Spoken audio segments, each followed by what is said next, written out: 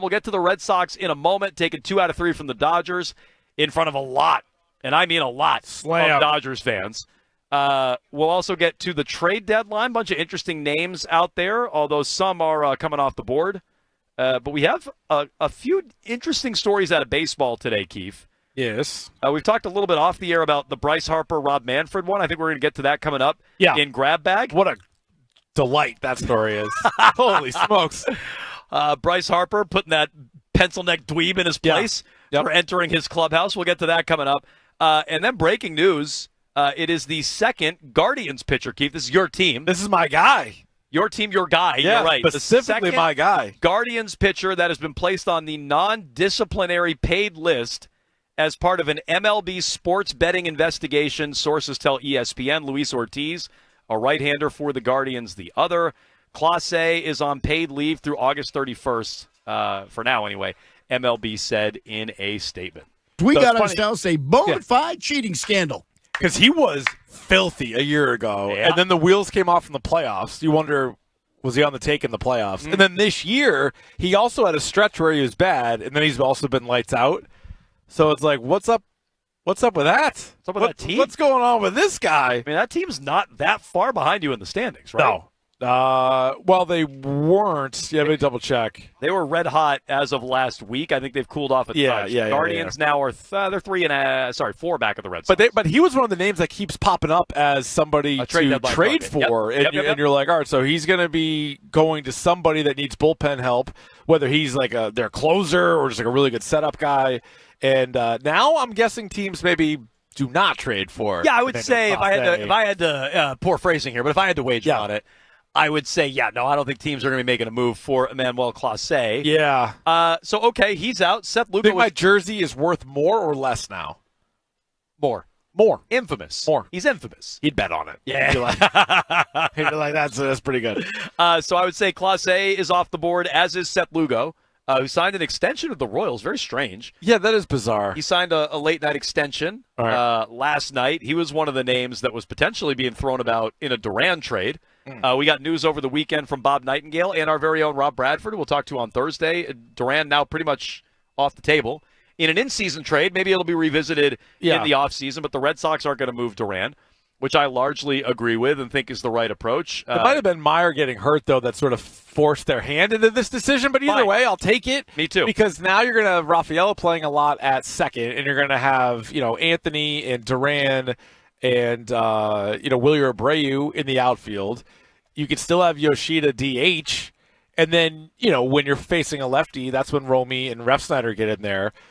So maybe that sort of forced their hand, whatever. I think this will be a conversation in the offseason, right? It'll be likely Duran, but somebody else still, too. I mean, maybe they make a different decision on Willie or Abreu, or a team comes calling and really likes Abreu and offer something for him, and they might do it. It seems like it's not sustainable for many years, but for the next couple of months, I'm happy with that decision. Just to close the loop, Nightingale said the Red Sox have no plans to trade outfielder Jarren Duran at the deadline.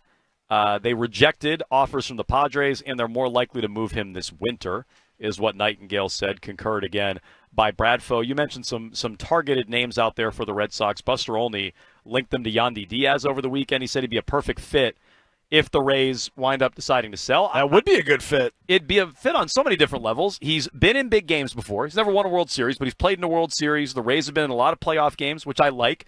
Big game pedigree, a la Bregman. I mean, he's a watered-down version of Bregman. Yeah. But a guy who's been in big games and been productive in big games and been a part of winning teams. I would love that. He's a righty bat who plays first base. He could also DH. They need all that. And furthermore, you'd weaken Tampa. That'd be a sign that that's one less team to compete with at the deadline if they decide to sell. So that would be an absolute grand slam of an acquisition to me. Tampa is actually closer to the playoffs than Cleveland is by half a game. But you would think those two teams, they're the ones that have a hard decision to make because they're on the outside of it. But Tampa's lost 4 in a row. Obviously, they lost those 4 games going into the break. I was going to say, that was probably a massive swing series. When you get swept by the Red Sox going into the break, that probably pointed them in this direction for sure. Yeah, I would think they would both sell. The Guardians have pieces that a lot of teams are going to want, even with Clase off the board. They have moves that they could make. Texas is playing really well right now, so I wonder if you're on the outside, you see the Yankees, Red Sox, Mariners, and Rangers. You might concede the fact that 3 of those 4 teams are going to make it. Yep. Which makes me feel like, all right, the Red Sox are Well, right now, They should be. I mean, Red Sox are a game back of the Yankees. Yep. They're a half game up on Seattle and Texas, who are tied with identical 56 and 50 records. Yep. I would say, and the Mariners already made a move for Josh Naylor last week. We talked about it on Friday. The Rangers, to me, are a scarier team. Championship pedigree, big game pitching, Evaldi, DeGrom, guys like that. So to me, that's a scarier team out of the two. But 3 of those 4 teams are making the playoffs right now, and the Red Sox are ahead of 2 of them. they've only lost 1 game since the All-Star break, too. The Rangers, talking about them. They went 2 of 3 against Detroit, then they swept the A's, swept the Braves. I know the A's and Braves aren't great, but whatever. They swept them. Now they have a series with the Angels coming up, which they could just keep winning. So, yeah, maybe not the Red Sox can't beat that team, but everybody else sure seems to. They can't, but I feel like the Rangers, including DeGrom and Evaldi, are both going in that series. So, yeah, I think the Rangers are one of those teams, but in this situation, there's 3 wildcard teams. So even if the Rangers catch fire and catch everybody, fine. So be it. They get into the playoffs. But there's still plenty of room for the Red Sox, considering the team directly in front of them, the Yankees, just lost Aaron Judge for a while. So you take Judge out of that lineup, how many runs are the Yankees going to be scoring? Right, we already thought the Yankees kind of sucked with Judge. Right. Never mind without him. I know. And they have scored the most runs in the American League. Red Sox right behind them, second in the AL in runs scored, even despite the offense going relatively quiet over the last couple of weeks. You can jump in, 617-779-7937. We have the grab bag coming up at 1:30, live from Gillette Stadium. We also have Clip du Jour coming your way, leading you up to WEEI afternoons at 2 o'clock. Keefe, you had some updated trade deadline odds from BetOnline AG? Yeah, they got 13 players that are likely to be on the move. Okay. And then they have odds for each one. So, take him with a grain of salt. Clase is or not on this list? He is one of those. So let's take him off. So really 12. We got the dirty dozen. Okay. The dirty dozen players that could get traded, including Dylan Cease, whose name has come up quite a bit. Great. From the San Diego Padres. I like him more than you do. Yeah, I would take him, though. Yep. I would take Dylan Cease. Certainly not for Duran, but that sounds like that'd be a non-starter anyway. Neither of us would do Duran, but I like Cease. So they have like 10 or 12 teams for all these ones at different odds. So the Red Sox, according to BetOnline, have the 3rd best chance of getting Dylan Cease. Behind the Cubs and the Blue Jays are the favorite to get Dylan Cease, which would not be ideal. No, I wouldn't want him going to the Jays, that's for sure. No. Who else there were they behind? The Jays, Cubs, and that's it? That's it. They're 3rd. They're currently 3rd. Well, they're in the mix. They're in the mix for Dylan Cease, so that is a possibility. All right. It wouldn't be from the clouds like this one. O'Neal Cruz. Did you see him scamper from first to home yesterday? No. 4th fastest in baseball this season. I mean, the guy. And he even kind of hesitated. The guy's a physical freak. I mean, he's fast. Yeah. He's hitting moonshots in the Derby. Not sure he really knows how to play baseball. No. He's similar, good athlete. Similar to Duran. Yeah, a little bit. It might lose track of your outs. Duran's clueless. Can't necessarily field, but he's similar to Duran in that way. He'd be a good fit here. Yeah. Are they on the list for O'Neal Cruz? No, they're not. The Yankees are the favorite for O'Neal Cruz. I would not want to see that. What about Eugenio Suarez? They should be on the list for him. They are not on the list for him. Okay. There are 8 teams on the list, including the favorite, the New York Yankees. That's a righty stick. Now, I wonder if BetOnline AG doesn't have him on the list, or the Red Sox on the list for him because he's a third baseman. He's never played first. I mean, maybe he's on the list for the Yankees. Didn't they just get a third baseman? They did. McMahon, yep. The Mariners, Tigers are the top 3. So if he goes to the American League, that's not ideal. If he goes to the Mariners or the Yankees, or even you're right, any of those teams. That's not good. What about Stephen Kwan, outfielder for the Guardians? I would imagine they're not on the list for him. They already have enough outfielders. Yeah, they're not on the list. Okay. Sandy Alcantara from the Marlins. They should be on the list for him. Are they number 1 there? They are 9th or 10th. 9th or 10th? Yeah, they're 12-1 to land him behind the Brewers, Padres, Giants, Dodgers, Mets, Cardinals, Cubs, Astros. Wow. Yeah, they're deep there. Okay. What about Zach Gallen? They should be on the list for him? They are not. There are 8 teams on the list. They are not one of them. How are they not on a list for a pitcher? They're not on there for Zach Gallen. What about Marcel Osuna? I would want him on this list. Not on the righty list. bat at DH? No? No, they have 10 teams. They're not on there. All right. I'm not liking this, Keith. Whatever David? these numbers are, I don't like them. How about David Bednar? The closer in Pittsburgh? Yeah. Sure, get on the list for that. No? 7 teams on the list. They're not one of them. Okay. What about Ryan Helsley? They've been linked to Helsley since the first week of the year. They're on it? No. What's up with this? 10 teams on there. Why are you reading me this? I don't like any of this. Adolis Garcia? Is he right-handed? Texas? I don't know why they trade him, but okay. Yeah, he's not on the list. Okay. What about Ryan O'Hearn? He's left-handed. Yes, they're on the list. They are. All right. They're 3rd. So they're third on a list for a lefty stick. Yep, behind, let's see here. We got Seattle Mariners. Yeah, they already got Josh Naylor. Something tells me they need to update these odds. St. Louis Cardinals. I just got these mailed to me they're today. They're going to get O'Hearn and Naylor? These were fresh off the – this was right off the presses. I'd hit refresh one more time. They are third for O'Hearn. Okay. And then Luis Robert. From the White Sox. Yeah, right-handed stick, having a bad year. Not on the list. Not on the list. So basically, the reason I bring that up is they're not on the list for anything. They're third for Dylan Cease, third for Ryan O'Hearn. Okay.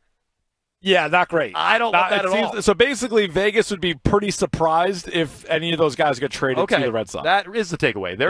They're surprised if Breslow makes a big deal.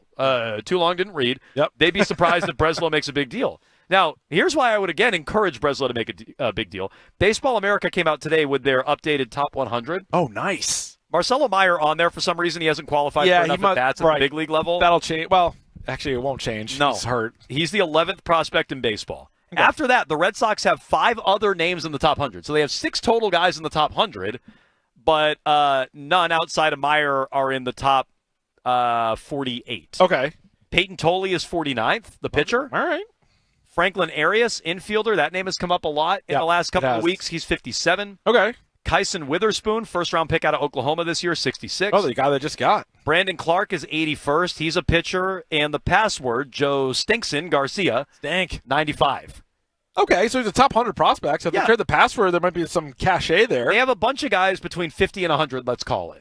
But they don't have any elite prospects outside of Meyer, Campbell, and Anthony. Like, all those guys are expendable. They should trade any and all of those guys to improve on this team this year. They should. I mean, I would be, I guess, if they want to be a little bit more careful with their pitchers, just based on what they've had before, what they currently have, I get it. But somebody like the password, I mean, right now, people are saying you have to trade Jarren Duran because you don't have room for Jarren Duran, who's an established major leaguer. Makes no sense. And then you're like, well, we got to keep the password. It's like the password wouldn't be able to play here for the next 5 years.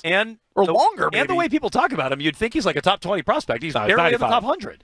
Yeah, he's a top 20 prospect in their system. He's not a top 20 in baseball. Exactly. So but they have plenty of depth to trade away. They 100%. do. But not just depth. They have guys that are, I would think, pretty highly regarded in baseball, where a team could say, "Oh wow, we just got rid of this guy, but look what we got in return."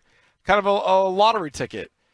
And so the Seth Lugo news was came out of nowhere today, that the Royals, who are not in the playoff race, just signed him to an extension. You're like, he's 35. He's got a player option for next year. Like, wouldn't you just trade him and get something for him? He loves the barbecue in Kansas City. That's I guess. Huge fan. Chiefs season ticket holder? Could be. He's like, I just love watching Mahomes every single week. I love that. You're like, all right. So he's off the board. And then you kind of go from there, and you're like, Joe Ryan wasn't even on that list that we had. So it's almost like, he hasn't signed an extension or anything, but he might stay in Minnesota. So then you're left with Sandy Alcantara, Dylan Cease, Zach Gallen. Like, these are some of the big name. Mitch Keller. He wasn't on that list. No, but he could be dealt. 617-779-7937. You can discuss the Red Sox here. They're going to miss Joe Ryan in this series in Minnesota. Off day on Thursday, which coincides with the trade deadline. We'll see if Breslow gets something done. Bet Online is telling you not to hold your breath on that. Meanwhile, Cora was asked about Ceddanne Rafaela over the weekend. Made a brilliant play yesterday. Yeah, he did. When Keith's guy, Jordan Hicks, came into the game to preserve the lead. Sox take 2 out of 3 against the Dodgers. He's made unbelievable plays in center field this year. He made great plays at shortstop last year. I hadn't seen him make many at second yet this year, but this is a massive, massive play yesterday. Asked about Rafaela, I thought it was interesting where Cora took this answer. Give this a listen, and we'll react on the other side. The kid at second, if you go back to the Philly game, he made 2 great plays to save us, and that play at the end, that was great, and it sucks because he's the best defensive center fielder in the big leagues, and but right now we need him to play second more than we actually wanted to, but he's willing to do it. He's all about winning. We move people around. They will do it, and there's where we're at. Okay. Oh, yeah. People tell us to get over it. They're not over it yet. I mean, that was a direct shot at Rafael Devers. Direct. I liked our guy Freeze Pops had a tweet something like he tweeted that comment out. Yeah. And our guy Freeze Pops was like, a couple of people pointed out to me that maybe this was a shot at Devers. No. I'm like, you needed somebody to point that out to you? That is a direct. Come on, Pops. That is just a direct, locked-on shot at Rafael Devers. He wants to win. We ask him to move, and he'll do it. And even knowing, it helps the team to move around. We need him to do it. Yeah, he's the he's the best center fielder, not the worst third baseman. But we ask him to move, he does it, and it's the best thing for the team. So yeah, I think they're happy with that. I think every guy on the entire roster would do that. Most of them already have. Just about everybody. Duran and Anthony move positions on a nightly basis, depending on what they're doing. I don't get where all the people should be screaming from the rooftops that it's stupid for Rafaela to, like, Rafaela should tell Cora no. To stick it. Yeah. Stick it. He already has his contract. He's already got his money. Don't go to second. It's dumb. You're gonna screw him up. It's dumb to go to second. He's playing great in center field. He's hitting. So people should be screaming from the mountaintops for Rafaela to go tell Cora to stick it if they're consistent about their Devers conversation, right? I would think. That's why I haven't heard any of that though. It's weird that it's been very quiet. We'll give you your Devers update coming up in Grab Bag. Oh, we're going to get a Devers. We're going to get the daily Devers update in Grab Bag. I should have made our lowlights of his plays at first base. Oh, have you seen these? Bad. No. Who had a good cut-up? Was it Gordo? Somebody on Twitter had a good cut-up of just like 4 plays that he quote-unquote made, but none of them looked natural. Like an adventure? Yeah. Now, look. Like on the Kyle Schwarber scale? Yo. Maybe even Schwarber's like looking at him going, what are you doing there? He scooted the ball to first base and then picked it up when he was standing on first base. Yeah. Okay, well, an out's an out. It goes down as an out. Now, did he get the guy out? He did. He did. But in fairness to Devers, he finally is out there, though. I'll give him credit. At least he's finally out there. I'm not going to be inconsistent. He's out there. He's not great at it. No one expected him to be great at it. At least he's out there, ... for another club.